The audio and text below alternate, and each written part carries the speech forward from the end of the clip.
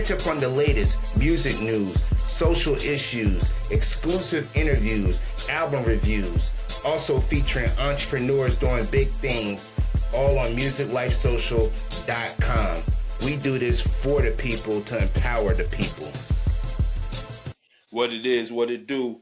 Once again, your boy General Millz. Salute. Music Life Social. You know, we coming with another fire. I'm So HipHop. Conversations with icons with your boy General Millz. Music Life Social. BTP Media Group. You know what it is, my boy Jeff out there in the West Coast. The connection of all connections. You know what I'm saying? The West Side connection. But salute, man. We always got special guests coming up. That's gonna be our wave. That's our audience. We targeting these guys that's still legends. They still doing their thing. They put in the work, you know what I'm saying? Made other people legends. You know what I mean? You always gotta salute that. Many people might not know their repertoire, their whole resume and all that, but you know, this guy, just a few accolades, if y'all might know, if y'all don't know. Ruthless Records. So this guy's ruthless already. Ruthless Records from the beginning. You know what I'm saying? Mr. What? Slick Nickel. I don't want to get the name, but that was like, when I heard that one, I was like, oh yeah, I like this vibe. You know what I'm saying? Mr. Worked with many icons on the West Coast. Name them. You could name them down the list. He went through them. You know what I mean? Drop projects. Mr. Who Am I? You know, the dopest guy out before they uncut the uncut. You know, we here today with Mr. KoKane, man. Salute, boss. We just want to appreciate you bringing you and giving us this time, some of your time, you know, gracing us with your presence, man. And I just want to say appreciate that from General Millz. It's always going to be a salute. Much love. Thank you for having me on the platform, man. Yeah, man. Yeah. So, you know, I'm an East Coaster. You know, I grew up listening, like I was telling other cats, MC8 is one of my favorite artists from back in the days. And, you know what I'm saying? Way before a lot of things was out, you know what I mean? And, you know, I grew up listening to a lot of all coast music before it was even saying West Coast like that. It was just the music, you know what I'm saying? So, I just want to salute these guys that like NWA is one of the most substantial groups out in history, period, to be affiliated with anything they did. You got to be a legendary, you know what I mean, in itself. You know what I'm saying? And made other people legends, like I said, you know what I mean? But I just want you to just start off with your repertoire, you know, wherever you want to start at. Just give people the whole spiel. Like I said, they might know, they might not know, but this is their chance to find out some new info, you know, today years old about your boy KoKane. Right. Well, you know, music was always embedded in my 23 chromosomes, King. My father is the great Jerry Buddy Long at Motown Records. Yes. And his works include Just My Imagination, Papa Was a Rolling Stone, Smiling Faces. And plus my uncle, Willie Hutch, who did I Choose You, wrote ABC, was real big in the 70s, Uncle Willie Hutch. Right. So between my cousin, Code 187 from one of the most prolific groups in the game, Above the Law, we're actually cousins. You could move up a little closer so we can hear you a little better, because I want to make sure we getting all this history. Hold on, let me turn this up a little bit more. Yeah. So all I want to say is music has been in my DNA. Okay. And yeah. It's ironic that two of some of the most biggest guys in the game from the West Coast, Ice-T and Tupac, is from the East Coast. Right. I was born in the South Bronx. I'm a South Bronx baby. West Coast pioneer. It's actually from the South right. You know, so it was, my dad and mom had some work then, and I didn't get a chance to understand the lifestyle of the East Coast. I was just born out there, and I'm very proud of being born out there. So we went to Detroit first to get some stuff done, and then we made an exodus over to Cali. Okay. In California. That's where I was raised. And then I grew up in a town called Pomona, California. Pomona, and that's the same place that Sugar Shane Mosley, the boxer, is at. Right, okay. Who else? Jessica, that plays in the Fantastic Four, and even Kobe Bryant white bitch from Pomona. So Okay. Pomona's a small Yeah, town yeah. with a big name. And at that time, you know, I first started off my career in 1984. That was a long Right. time ago. And Legend. a gentleman that put me on was considered our West Coast Russell Simmons. Uh-huh. His name was Easy E. Wright. Okay, and you know Yeah, we all yeah, love Easy. yeah. So you know, back in '89 when Above the Law was about to get put on, I was next, and it didn't take long for me to get signed because Easy and a cat by the name of Laylaw, who's a contributing member of NWA, rest in peace, he just passed. They Right. felt that was dope. You know, them, Above the Law, Co 187. Right. So Co 187 and I did a 3-song demo in Pomona, California. And it Mm. didn't take long for me to get signed because Eric thought I was different. Now, I started my career in 1984, You're right. but I was blessed to have the explosion of soul and funk and music and hip hop in the 70s. Yeah. I heard Treacherous 3, Rappers Delight. I knew about Cool Herc, all those Right. cats. And then we had a chance to mix it up with the Parliament, Funkadelic. It was like Mm. a big pot of gumbo. So I was singing and rapping in 1983, even before Right. people was even doing that. Yeah, this is what I Right. was about to say. You was like one of the originators that did that. Yeah, so moving on up, I got signed to Easy E because he felt I was different, you know, and the name was given to me by my cousin, Co 187, because he said, you got so many styles that heads gonna get messed up, and we should call you KoKane. I sat back, I said, that's dope, run it. So Yeah. he ran the name, and it's been on ever since. You know what I mean? So that was like my first start in 1989, legitimately Right. signing with Easy E and Law House Records at that time, Law House Production. Low House. Yeah, Okay. Okay. that's That's Laylaw, who's also in all the pictures, the big guy. right. Right. Me and NWA, and he just recently, unfortunately, passed. So Rest in peace to rest in that peace to brother. Laylaw. Yeah, that's what's up. That's what's up. So that was your original start Yeah, out there. So 84, then but 89, it was your official stamp of basically getting signed yeah. and doing your own project. So with that, like so when you came out, I know they said your name was KoKane and all of that, and you know back in them days, you know they was just coming out with parental advisory stickers and all that. So I Right. know that name probably could have possibly been a little controversy or whatever with the name itself. So I know you had the Who Am I? Was that your second project or your first project? Actually, we didn't put the name Who Am I on there. Prior to Okay. that, in 1990, Above the Law came out. I had to wait a year to put my project out, which was going to be called KoKane Addictive Hip Hop Music without the Who Am I. Yeah, addicted to hip hop So music. in 1990, we went on the only NWA Above the Law and KoKane tour. The only Mm, NWA tour was in Brixton in London. So I'm a young Coco over there, like, oh man, we're gonna get back to the States. Above the Law shit is out. You know, everybody shit is yeah, out. We popping. right. By the time I get to the States, all these brothers, all these niggas in the streets was waiting for cocaine. Yeah.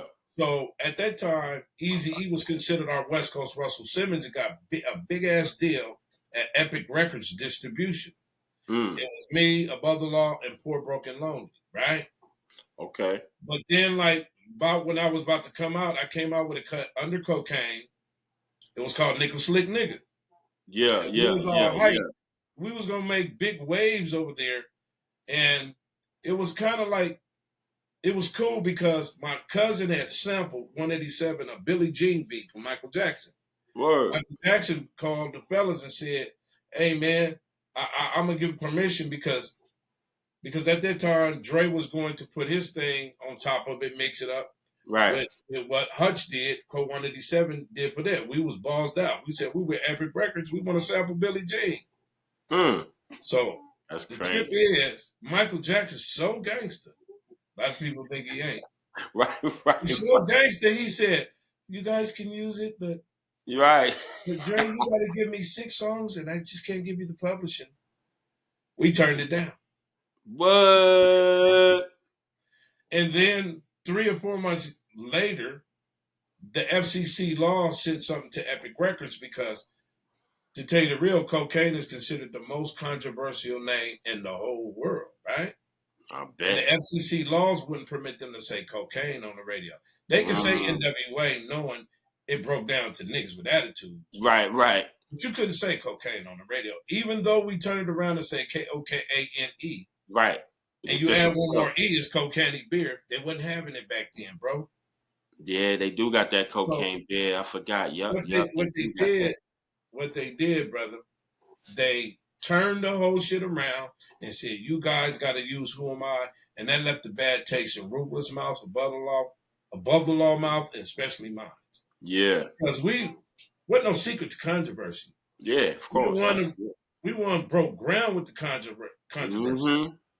So all the fellas got together and was like, we was hot. And that's when Easy said, you know, I'm about to leave these motherfuckers back at that time. Yeah. And when it came out, a lot of people were expecting to hear KoKane, but they was hearing Who Am I? And it was like going to the mom and pop store saying, well, we looking for KoKane. Who the fuck is this? Yeah. So throwing everybody off. It stagnated me to a certain extent, but I'm going to show you something, brother. Having a door slapped in your face could be the needle to break the straw to break the camel back, I mean. Yeah. Because that door being shut in my face allowed me to work harder, and the fellas challenged me. So Dre, Easy said, man, y'all coming on the Ep3 album on the Niggas for Life album. Right, the Niggas for Life album. Yeah. That's what was coming up. I introduced a character called Sweet Talk. Well, I ran trying across the UNC, don't even know. You know, doing that funk type shit, as well as a Jamaican character on the intro saying, tell the pussy where you sip. Feel no bummer cloud mob, keep bobbing on underground, seeing.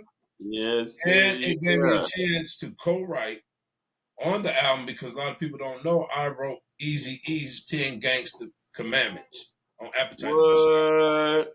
Yeah. So that's what I'm talking about. It allowed me, you know, that door being shut in my face was good. And also I did a lot of stuff on the Black Mafia life, which ironically, the Chronic sounds like Black Mafia life. We can get into that. But that was my first platinum record was co-writing for NWA, just as well as guest appearing on Ep3 and Niggas for Life album. Damn, I didn't care about the radio. I was like Chuck D at that time. Who gives a fuck about a goddamn radio? Yeah, I know that's right. Because I always made music for the streets. And the streets run this shit. The radio probably was like the streets. That's to get at. Yeah, hell yeah, for sure. That's what's up. So I know you making all those moves, like you said, really like those doors being slammed in your face definitely gave you more drive and more and with the cats on your back that was doing it or whatever was pressuring you. I already knew you had talent and was nice and all that. So you know what I'm saying? I could imagine how you was feeling, but knowing that you still was able to make some movements forward, you know what I mean, gives you a whole nother, you know, outlook on what you really, you know, your value and your worth, you know what I mean? Regardless of whoever is there, not there supporting you, but making all those connections, like so would you say who would you say was the I mean, you already had the talent. They I guess it was Eazy-E. Eazy-E was the main guy that was like saw you and gave you a chance and tried to put you on from the gate.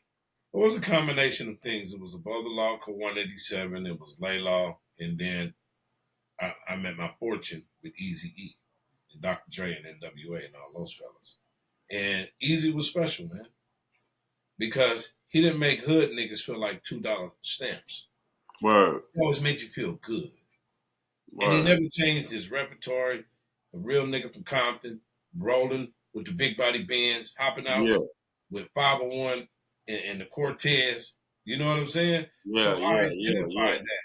And he was special because he went outside of Compton. He grabbed cats from Pomona, grabbed cats from Cleveland, grabbed even SA cats and all kind of cats. Right. That's what's up. And the reason why all these cats get to do what they need to do, all the way down to 50 Cent to Eminem to Dre, is because Eric put up his hustle money. That's what makes his situation different. It wasn't like he was driving down the street, looking at a bulletin board, and doing something else. That's Hollywood. Now, let me tell you about the real Eric. Right. Eric was a real nigga. and he cared for his people. He was tapped into the community. He did a lot of things behind closed doors that people just didn't see. Nowadays, you see all kind of people doing. You see And some everything, is genuine, and some is a publicity stunt. Right, right. Eric gave so much money to different other organizations to make your head spin. So Eric, when we got with Eric, it was cool because that in 1990 I had a chance to meet Tupac. Mm-hmm. We were working together. We had we're doing business between their management, Atrium. Shout out to Atrium, who managed Digital Underground. Rest in peace, Humpty Hump. So Pac used to come to the studio where we used to be at the Audio Achievements. He would sit like this, soaking it up. He always used to come up there and mess with Above the Law, Laylaw, and myself. And I always had them type of songs that he identified with between life and death. You see what I'm saying? Yeah. So that real G-ism kind of rubbed off on that. Mm. And I had a chance to get on Pac's song. A lot of people don't know I'm on Homies Call, When the Homies Call. When the homies call. That's me on there. So we had a chance to mix it up, and it's crazy because back when the Ruthless and Death Row situation was happening, we were beefing. And a lot of people don't know Snoop and Warren G auditioned for Above the Law and KoKane. We was right there. Oh, what? Yeah. On La Cienega against Centinela, and ironically, Snoop Studios around the corner from that to this day at the compound. Yeah. But they auditioned for us, and at that time, we were going to leave Ruthless Records because there was some discrepancies with the paperwork. Yeah. You see, Eric wanted to rekindle all business relationship. He called a meeting, and at that time, a lot of people don't know Snoop was going to be a Ruthless artist because he was coming under the wing of Above the Law.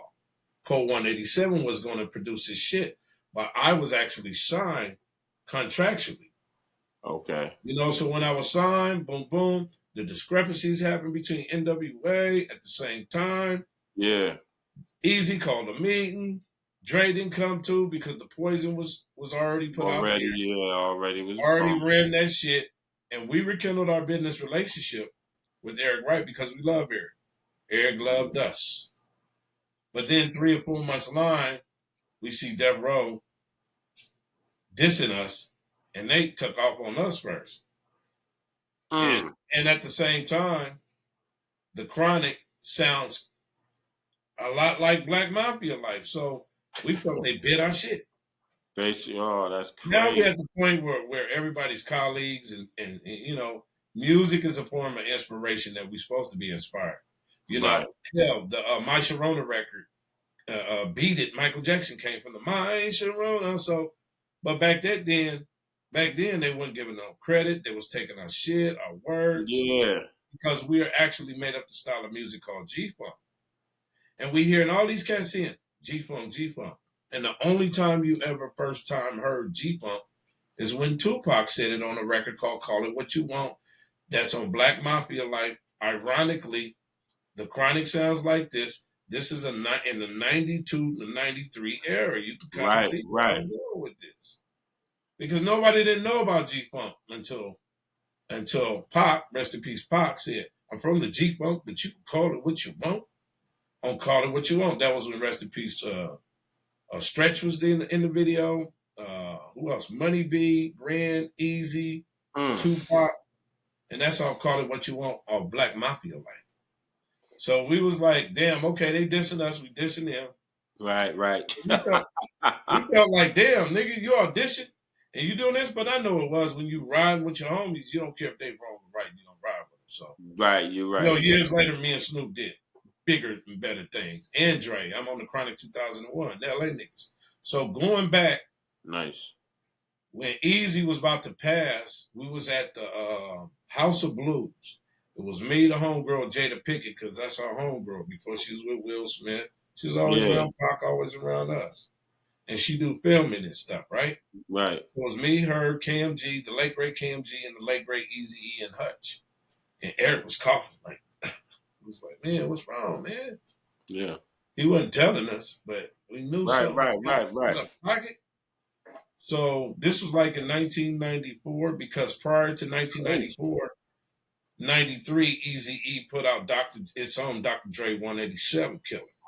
And I did a song on there called Any Last Words, along with BG Knockout and all them. You could even go see Eazy-E featuring KoKane and Any Last Word. That's when you first seen Bone Thugs and Harmony. They just got off the bus to come right to the video in 93. Damn. So going back to 94, right? Eric was coughing, and then we went our way, but Eric said some things to me like, I'm like, you don't sound, he said, man, do your thing, Coke, and you'll be big. And then it sounded like that. To Eric, it was like, you're well, my nigga, I'm about to check up out of here. Yeah. Right, so a week later, that's why I was tripping, like, how in the hell you catch this and speed it up? That's another story. Right. So we went there. They had the Muslim brothers up there protecting it. And we didn't get a chance to see him with tubes and stuff in his body. And I'm glad I didn't. But we left him a message and said, man, get better. You know, but unfortunately, God had other plans. Or other people had other plans. Put it like that. Sure. So Eric passes. Put me in a dark place because all the assets froze. Ruthless Records. Yeah, that's right. So 9 times out of 10, I used to go to a lot of studio sessions because back then I had chillins. I had some children. Yeah. You know, and I had to feed them. So the best thing I need to do is use my voice. And 9 times out of 10, people would pick it up like an E40 or a Too Short or whoever, a Chicano cat or an Asian cat. Yeah. And I didn't know that was going to be the mission statement for years later, me being the most featured collaborative artist in the world. So when Eazy died, they played a song called No Pain, No Gain, which was off my Funk Upon a Rhyme album. It's considered one of the classic G-Funk albums of all times, which is a precursor to Uncle Sam's Curse. A lot of people don't know that. Eric passed, they played it. Damn. Following year, we're driving down the street after doing a song with Ice-T. He used to live on Sunset Plaza in Hollywood Hills. Remember like it's yesterday. It was me, it was Ant Banks, and it was Chico, Spice One. Oh, so I did a song with You Got the Game Twisted Up and Tango, baby. You know, that type of shit. So we get from the studio, go to the Mondrian. I'm driving down the street, and I see a little peanut here. I said, nigga, that look like Pop. Because I ain't seen Pac since he got locked up. I said, that look like Pac, homie. We pulled to the side. Nigga, he was like, Coke. What? He said, pull over. So we go to the Mondrian. And I'm like, nigga, I'm so happy to see my nigga because we love each other. It's Pac. Yeah, for sure. You know what I'm saying? So we go to his house. Remember like it's yesterday. He lived off Sherman Oaks in the valley. We go there. Some of the members are there. Gaddafi and all, rest in peace. All the outlaws and stuff. So I'm on the piano playing. Sometimes I feel like my day is coming. Won't you free my mind? Free my mind. Free my mind. You know, that type of shit. I was like, nigga. Go see, I'm trying to act like Pop. I'm trying to give you the bullshit. Nigga. He said, let's go. But we had to take a pause because he was arguing on the phone with Quincy Jones' daughter at that time. So we go an hour later, go to Can-Am Studio, me, Chico, Spice One, and we did the original song called Fortune and Fame, something we all adore. And that shit was so hard. And Pac said, my nigga, he sat us down, he said, I'm creating this shit called One Nation. I got some niggas from the East Coast. I got some niggas from the South, and we the West Coast chapter. I said, whatever you want to do, Pop, we're going to do it. So the following week, he said, come down to my movie set. I'm doing a movie called Loving a Bullet with this cat named Jim Belushi. I said, man, I'm there. So me and Chico was there. It was the crying and shit because it was bagging, man. And I had a chance to meet Jim Belushi, asked him about his brother, James Belushi. I was like, you know, I'm a fan. So Pac said, after we left, I'm going to New York, my niggas. He said, then I got to go to the fights out there in Vegas, and I want y'all to come. At that time, I couldn't go because me and DJ Yella signed a record deal with Scotty Brothers called One More Nigga to Go. It's in remembrance of Eazy-E in 96. I couldn't go. Oh. So when that altercation happened, I was like, oh man, Pac gonna bounce back. Right. But then my boy Be Legit from the clique hit me. Oh, Be Legit. He said, Pac gone, man. Damn. And I ain't believe him, B. I ain't believe him. That's But crazy. then I did, and I seen the thing, and you know, I ain't no crybaby or nothing, but I couldn't help but crack a crocodile tear, man. It was like, here I am, easy pass. And then my homeboy, Tupac passed. So it really put me in a dark ass space, bro. It put me so much in the dark space, man. I had to get on one to just relieve some of the tension, but I always kept it working. And that was crazy, man. I'm gonna get. I know I'm bleeding your ear, but I'm really trying. You good. So you can see the picture of what's going on. Yeah. So '90s was crazy, man. '96 was cool, but then it wasn't cool because I lost Pop. We lost Pop. Right. That was like one of my best homies. You know what I'm saying? Him and Easy. That was Big Bro. So I got with some Pomino Block Crips. I'm out here on the West Coast. And they created this thing called Street Institute. And I came up with a project called, they called me Mr. Kane. I had Too Short, I had J.O. Felony, I had Short Chop on there. And that kind of gave me like a second, actually a third win. Right. And then I got a message through a cat named Half Dead, who's a good friend of Mr. Calvin Brodus, Snoop Dogg. Yeah. And we squashed the pump. And that was in 1999. The beginning of 1999, we squashed the pump because, ironically, Snoop had a house on the outskirts of Pomona, where I'm from, in Claremont. And our studio at Street Institute, where Half Dead and Trey D and all, Badass, rest in peace, used to come there. This was precursor before the Dog House and Doggy Style. For the dog, yeah. So in 1999, we came together. The first song we did was brand new group, Eastsiders, because we wanted to put the Deuces and Trays together. Yeah. That was peace besides doing this Doghouse thing. And the first song we did was off the Eastsiders. Dun dun dun dun dun. Oh. So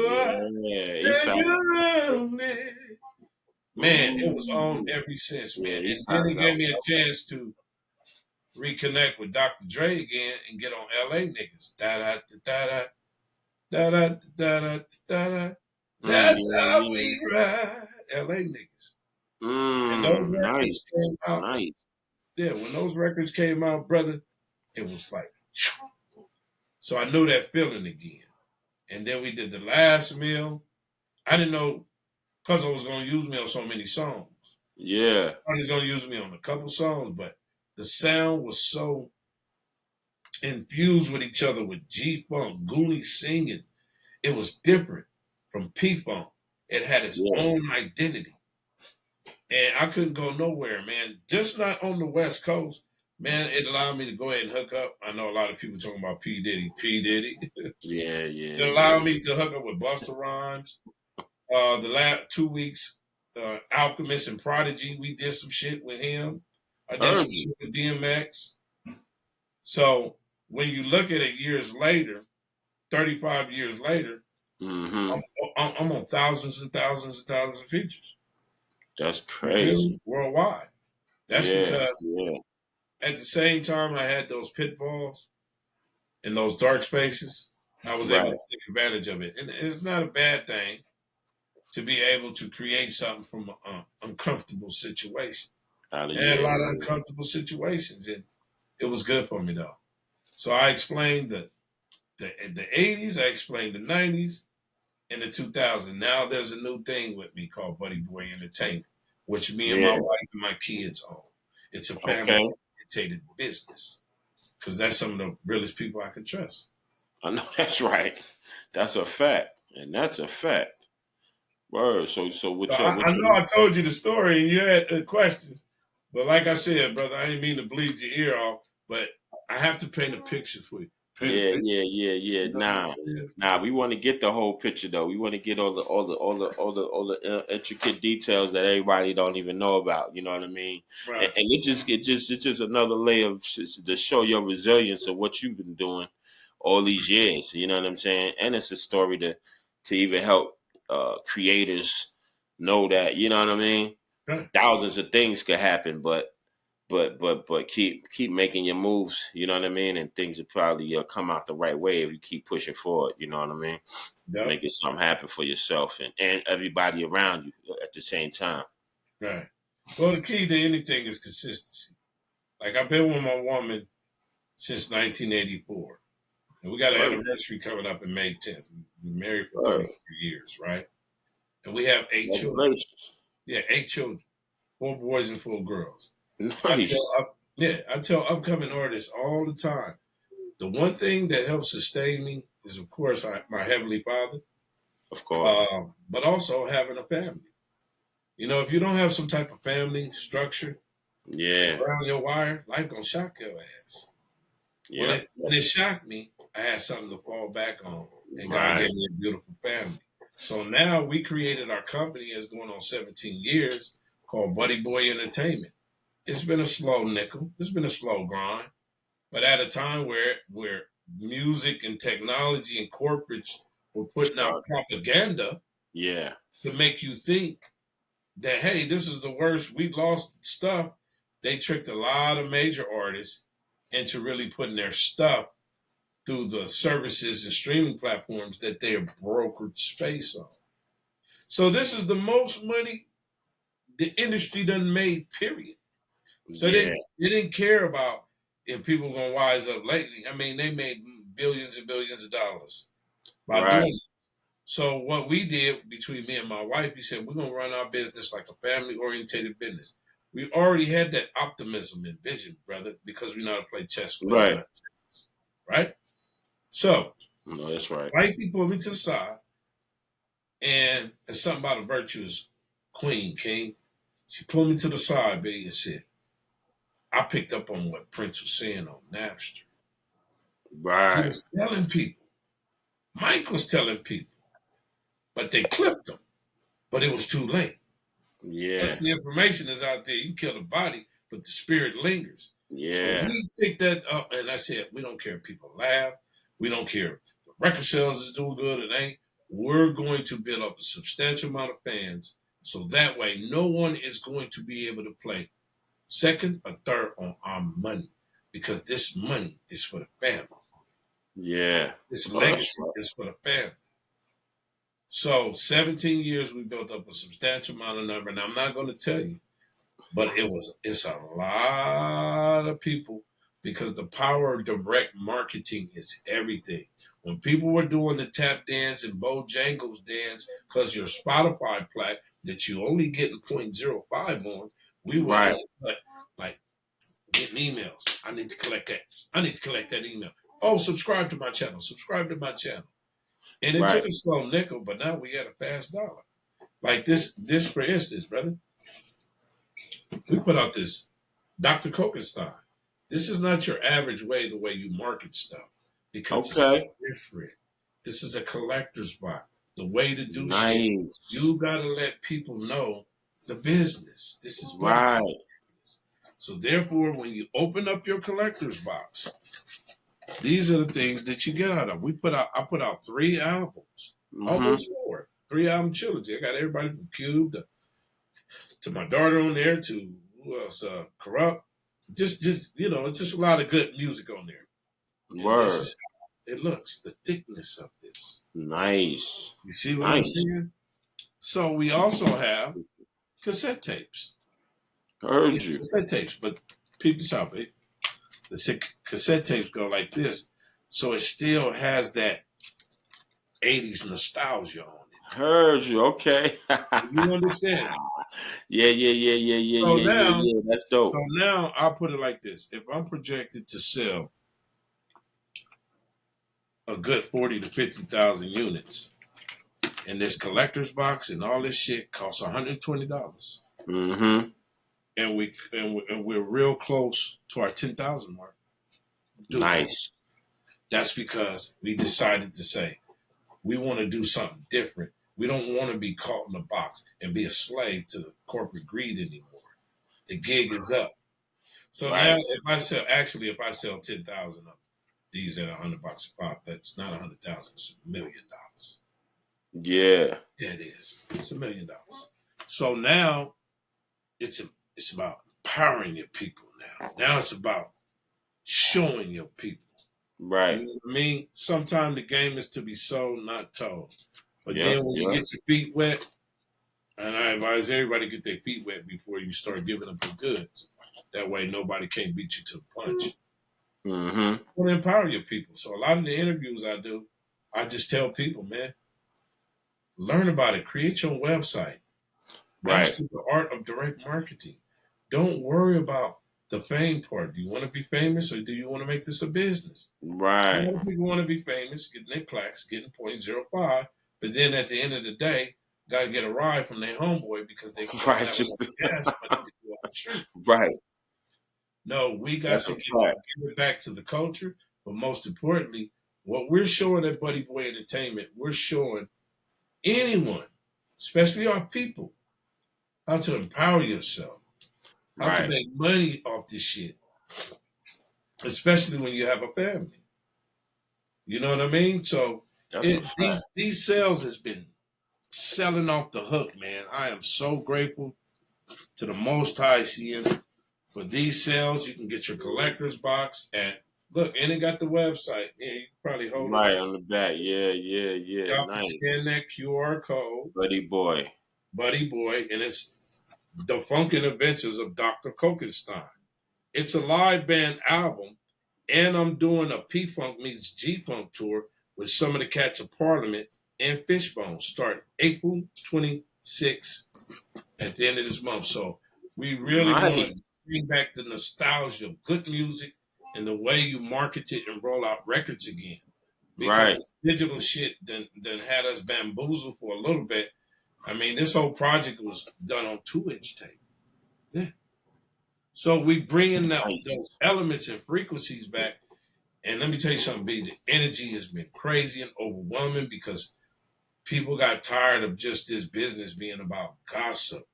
Right. Right. Well, Right. Right. whoop-de-whoop. No, we want to get back into the music, and Buddy Boy Entertainment is a powerful cornerstone piece.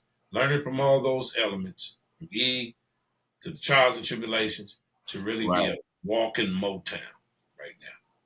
That's what's up. An independently walking Motown. And Yeah. that's a gem as you dropping the jewels on the just in general, like you said, when you're doing these interviews and letting people really know, like, the streaming services is, whatever it is, but it's another way to really get to it where you really getting your value out of what you're putting out Right. versus like you said, being a slave to it all over again. It's And just a doing the different Mr. way of being a Bojangles, slave. man. Mr. Bojangles. Niggas, these niggas don't knock it off and make some money. Yeah. That's what it's about. It's about empowering your people. And that's what we done. That's what we're That's doing. what's up. That's what's up. So one more time, man. I know we appreciate you coming on here, giving us some light, giving us some shine, and all that.